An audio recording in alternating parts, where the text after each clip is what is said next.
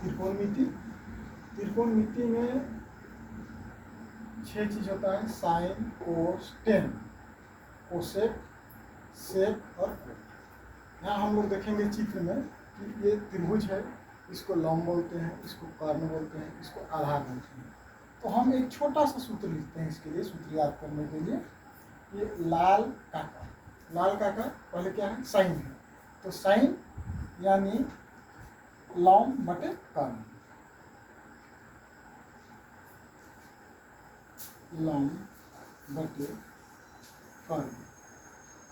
फिर आते हैं कोस में, तो कोस थीटा, कोस थीटा। तो कोस कितना नंबर में है, पहला दूसरा नंबर में है। तो आधार बटे कर्ण, आधार बटे कर्ण। फिर आते हैं टेन थीटा, तो ये हो गया sine cos ten, sine cos ten, इसको लिखेंगे। तो ये टेन थीटा बराबर हो गया हम लोग का लंब बटे आधार, लंब बटे आधार। अब हम लोग जाते हैं इसमें, नीचे से जाते हैं कोसेक,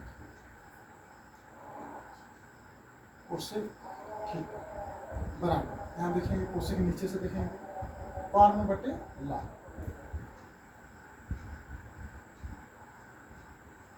कर्ण बटे लाल। फिर आता है हम लोग का sec theta, sec theta, cosec, sec, तो सेक थीटा बराबर होता है कर्ण बटे आधार,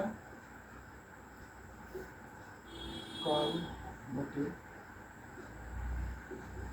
आधार। अब आता है कोट थीटा, कोट थीटा आधार बटे लंब, कोट थीटा बराबर हो गया आधार बटे लंब।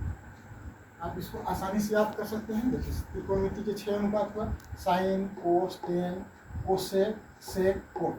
हम यहाँ लिख दिए लाल का, शुरू में साइन है तो लंब बटे कर्ण, कोस हो गया आधार बटे कर्ण, टेन हो गया लंब बटे आधार। अब कोसेक में उल्टा जाएंगे तो कर्ण बटे लंब, सेक में जाएंगे कर्ण बटे आधार, कोट में जाएंगे तो आधार बटे लंब। अगर आप अंग्रेजी में याद करना चाहते हैं तो ये शब्द याद कीजिए,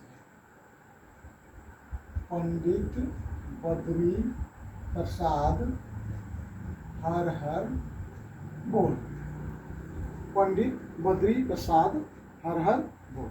यानी पी हो गया आपका लंब, बी हो गया आधार और ये एच हो गया आपका कर्ण।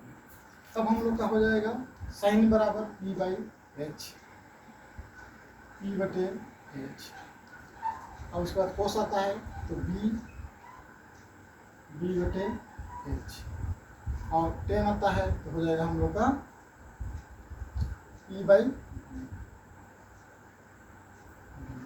अब कोसेक में जाते हैं तो क्या हो जाएगा एच बाई पी, इसमें जाते हैं तो क्या हो जाएगा H by B.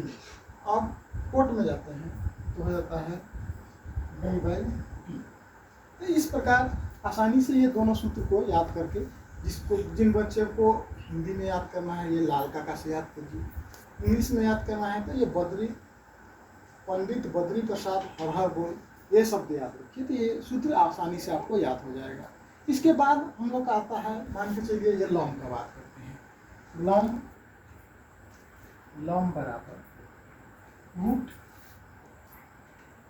Karna square, Karna square घटाओ आधार स्क्वायर, ये याद कर लीजिए।